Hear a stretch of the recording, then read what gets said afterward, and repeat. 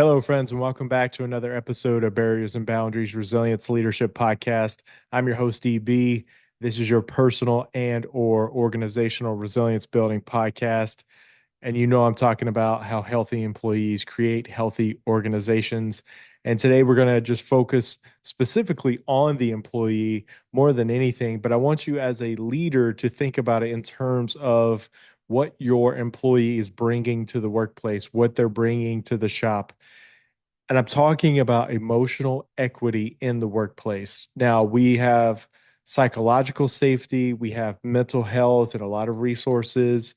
But what I wanted to do is I wanted to take some concepts that I wrote about in my book, The Identity ATM, where it's really about the transactions emotionally, because I believe that employees are really bringing their emotions to work. They're investing their emotions into what they're doing with their lives, just as you're investing what you're doing with your life. So whether you are an employee and you're just really struggling that you feel like you're giving so much to your organization and it's not really being reciprocated, or if you're a leader and you're really just wanting to tap into like what inspires people, which that is their internal drive, or what motivates people, what is the external factors that contribute to what they're doing on a day-to-day basis, and really the intention of the heart and mind behind what they're doing. So emotional equity, I'm going to pull up some slides here, just kind of go through that with you. It won't be long. It'll be a short kind of episode today, but again, we got some phenomenal guests coming up this week and the next couple of weeks. Hopefully you liked and watched the video with Adrian or listened to the podcast with Adrian about faith and its role in resilience. So this week, I just want to kind of kick off something I believe will frame what we're going to be laying out over the next year. And that is just the engagement with the employee with their work. And I want to just start with the emotional equity that they're building up, they're spending each day that they go to work. So let's jump into it. So, what is emotional equity?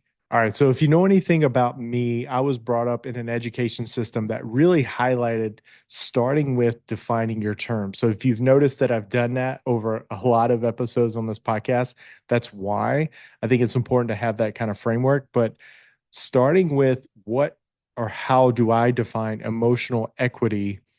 I define it as the investment an employee makes into their work environment, their career, and professional relationships to build and exchange respect, understanding, and value within the organization and community.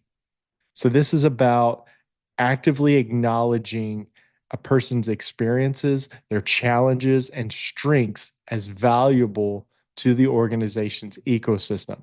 Now, emotional equity becomes especially vital for those who see their work as more than just a job. It's a career, it's a choice, and it's a significant part of who they are, their identity. For these individuals, feeling emotionally connected to their roles and the organization that fuels their dedication and commitment. When leaders invest in emotional equity, they're recognizing and supporting this deeper connection. It's about understanding that these employees are not just investing their time and skills, but also their aspirations and values. So, by fostering emotional equity, organizations are creating an environment where people feel that their career choice is valued and respected. It motivates them to contribute meaningfully and stay engaged for the long term. Now, the benefit off the top is that people will want to stay in an organization like that. They're going to want to contribute more to an organization that supports their emotional equity, what they're investing. It also helps with recruitment as well, because when you have an employee that's happy or they feel like they're supported and they feel like they belong or they're welcomed and what they're investing emotionally is paying off, that's going to recruit others because their friends and family are going to see how happy they are. They're going to see just the joy that surpasses happiness. So it's important for us as leaders to recognize if an employee is really feeling that they're supported in that way. Now, we do need to make a distinction before we jump more into the emotional equity, I want to talk about psychological safety and mental health. These are all, I would put these in a Venn diagram together. But I want to talk about psychological safety first, just kind of break that down further. Now, that is the fundamental aspect of any healthy workplace. You definitely want psychological safety. That's where team members are allowed or they feel allowed to take interpersonal risk, especially without fear of punishment. Now, emotional equity complements this by making sure that beyond the safety to express ideas, each person's emotional and personal context is respected and valued as well. On the other hand, mental health initiatives are generally about providing support resources like counseling or wellness programs. These help employees manage stress and well being. Emotional equity, however, is an ongoing relational investment. It's about understanding and honoring who people are, not just what they need when they're in a crisis or when there's an opportunity for them to contribute. Emotional equity, it goes a step further by weaving a culture of relational support into the fabric of daily interactions beyond just those moments of crisis, where psychological safety ensures that people can speak up and contribute without fear. Emotional equity ensures that they feel truly seen and valued for who they are, regardless of performance or output. And unlike mental health programs that focus on specific interventions or support services, emotional equity is fairly proactive. It recognizes the emotional realities that people bring with them every day, acknowledging fulfillment and motivation, that those come from more than just job security or wellness benefits. There's a difference in this, and that emotional equity stems from a sense of purpose and belonging. And when an organization practices emotional equity, it not only supports employees in challenging times, but it invests in their long term growth, satisfaction, and emotional connection to the workplace. So, this ties closely to the themes that I explore in the Identity ATM book that I released last year. In the book, I delve into how our personal and professional lives intersect and why it's so important for each of us to have an emotional bank account where it includes support, trust, and self acknowledgement.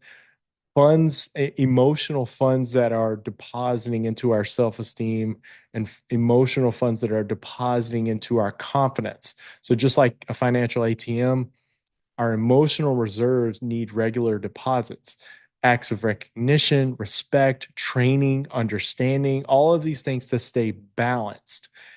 Every interaction, every decision to honor or overlook someone's individuality represents either a deposit or a withdrawal. And when our emotional balance is healthy, means we have funds in the account. We feel equipped to face challenges, resilient enough to stay adept, and motivated to contribute at our best. However, when we lack deposits, when we feel undervalued or we feel unseen, our emotional accounts begin to run low. It leads to burnout, disengagement, a sense of isolation. And the Identity ATM, in the book, I encourage organizations and individuals to be mindful of those balances, ensuring that workplaces nurture not only productivity, but personal fulfillment. And I get it. You're not going to be able to do that in every organization just due to certain dynamics. But I think if you're an organization that says you value people, that says you want to support your people, those are the types of things that really should be involved or you should be engaged with. The Identity ATM also emphasizes that this concept isn't just about receiving emotional deposits from others, but also about making intentional contributions ourselves. When we bring our authentic selves to work, our passions, our strengths, our unique perspectives, we're actively participating and building a culture of emotional equity. The more we align our work with our personal values and a sense of purpose, the more we can invest in others. And this creates a ripple effect throughout the organization. This mutual exchange reinforces the idea that workplaces aren't just transactional spaces, they are ecosystems where every individual's emotional account contributes to the overall resilience and health of the team. By understanding and managing our emotional balances, how much have we spent, how much have we received and deposited, we not only empower ourselves, but also support a workplace culture that values each person's identity and growth.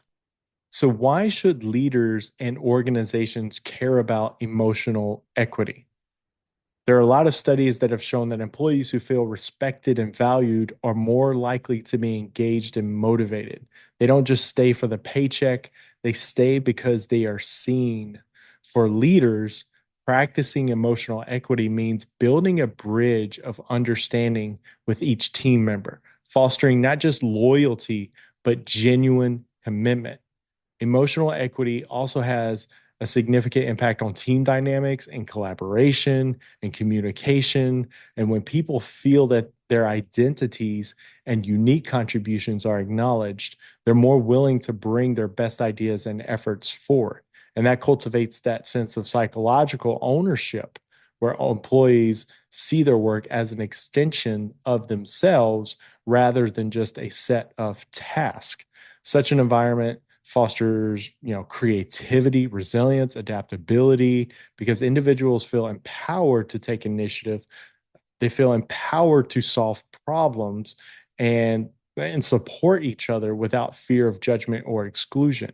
Now, for leaders, this translates into a team that is more cohesive, innovative, capable, just having that ability to weather challenges together. Emotional equity, a key factor in reducing turnover and building long term organizational resilience. One of the things I want to do is give you an example of when emotional equity is not performed well. I want you to think about someone that is a leader, but they are so insecure. They think someone's out to get them. They think someone's trying to take their job. They think someone is really trying to get the scoop on being responsible for success in the company when you did all the work. That's the kind of things where someone that's low in their emotional equity, and they're not going to feel psychological safety in that either. But it starts with their outlook. It starts with their emotional connection to the other people in their workplace. It has a connection to their how they see themselves contributing to the mission, the purpose, the vision of the organization. And those are the types of things you really have to be mindful of, because when you have someone that is low on emotional equity, they're probably going to start trying to spend someone else's emotional equity. Now, in the mental health world, you might hear things like hurt people hurt people. And I wish I knew who originally said that, but I say that all the time. And one of the things with emotional equity that's low, and you're going to start trying to spend someone else, if they have good emotional equity, if they have a high sense of self, sense of contribution, that's not vain, or, it's a good level of humility, those are the ones that people want to attack. Those are the ones that people want to go after and try to shut them down. And this is why I say emotional equity is a key factor in organizational resilience, because you're reducing turnover, because people aren't quitting to go work for someone else. They're sticking around, they're contributing. And that's what's in today's job market. That's what employees want. They want, and they're looking for, and they're seeking workplaces where they feel personally valued and emotionally invested at the same time. Now, when organizations prioritize emotional equity, then the organization is building a reputation as a place where people are seen as individuals, not just employees. This reputation attracts and retains top talent who are looking for meaningful work environments. Ultimately, by committing to emotional equity, leaders are investing not only in their people's well being, but also in the organization's enduring success and stability. Now, I will tell you that I have seen this in both profit, nonprofit, churches. corporate settings where emotional equity has a driving force throughout the community or organization. People will leave a corporate business setting because of a bad leader that didn't recognize the value that that person was showing up to work every day, didn't create problems, really wanted to help the organization grow. I've seen that in churches too, unfortunately, which that brings a different dynamic where the person that works for a church that gets fired or they quit, it usually has a different connection or relationship with that person and their faith, and that goes into personal resilience side of things. But from an organizational standpoint, you have to understand that people are emotionally invested in what they're doing, and it's your job as a leader to ensure that those barriers are not preventing them from being able to invest or to receive deposits, because they're going to get a lot of confidence. The more that they do their job, the longer they do their job, the more engaged they are with their job, the more confidence that they're going to have doing that job. Now, I also believe that on top of confidence, we have self esteem. Now, you want your employees to feel good about themselves. You want your employees to feel that they are valued. So, that self esteem part is just as important as the confidence part. Now, a lot of people can go to work and contribute and be very good at it, but they may not have a good sense of value of themselves. Their self esteem might be low. Now, I'm not saying it's your job to make them feel good about themselves, but it's your job to create that place that removes barriers so they can grow if they are choosing to grow in that specific organization.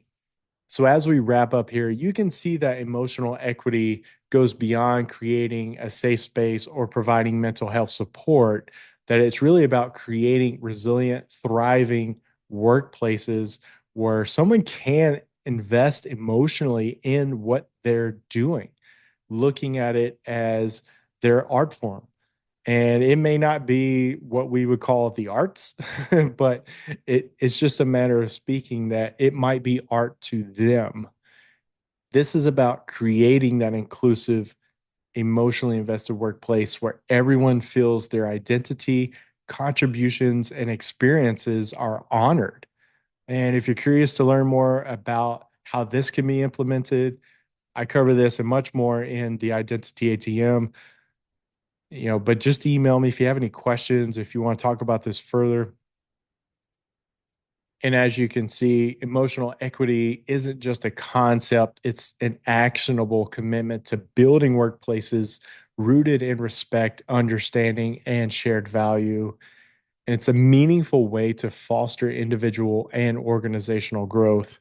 And I would just say being a good person, like really just like being nice, being kind, sharing the space that you work in for growth is just a good way to live. And you're going to get employees that will contribute more when you create that environment. So I just want to say thank you before we wrap up here. Just thank you so much for your contributions to the discussion on resilience. I thank you for your emails. If you have any questions or comments, email me at bnbresilience@gmail.com. Thank you so much for the dialogue that we get to have here. Please stay tuned. We have some really, really good guests that we have coming up on the show, and I think you're going to get a lot of insights from them, and you're going to want to follow them as well on social media. So please do that. But subscribe, share, talk about this in your workplace. Let me know what you think in your response to that. But I think there's a lot of shaping of the next 6 months to a year that's taking place on where this discussion is headed. And I think you can help me and you can contribute that to conversation as well. Again, bnbresilience.com, bnbresilience@gmail.com. Check them out. Please subscribe. But I think in the end, there's just the idea that you're out there thinking about your personal resilience and ways that are going to help you grow, what barriers are blocking or obstacles that are in your way towards growth, and then what boundaries do you need to establish for yourself, for your people in the work environment, and for your family. or your relationships. Resilience is just one of those topics that just crosses the broad spectrum of life and things that we engage in.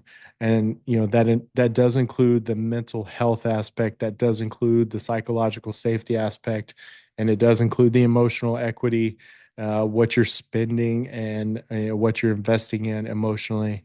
So again, just thank you. I appreciate so much of your engagements with me, and let's just keep that going and just keep the discussion going. And until next time, EB out here.